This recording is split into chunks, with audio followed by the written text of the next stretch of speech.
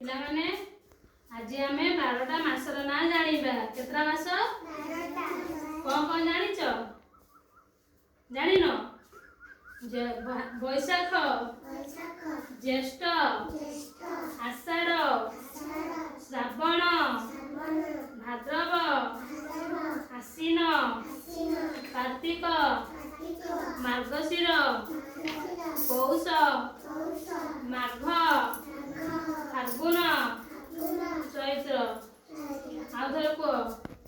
ବୈଶାଖ, ଜ୍ୟେଷ୍ଠ, ଆଷାଢ଼, ଶ୍ରାବଣ, ଭାଦ୍ରବ, ଆଶ୍ଵିନ, କାର୍ତ୍ତିକ, ମାର୍ଗଶିର, ପୌଷ, ମାଘ, ଫାଲ୍ଗୁନ, ଚୈତ୍ର।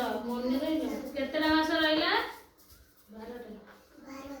କଣ କଣ ମନେ ରହିଲା? ଆଉ ଥରେ କହିବି।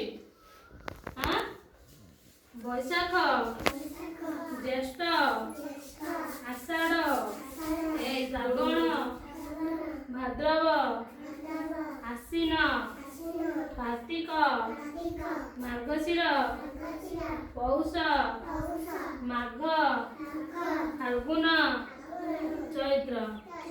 କାଲି ପଚାରିବି, ମନେ ରହିଲା? ଫାଷ୍ଟ କଣ? ଫାଷ୍ଟ କଣ?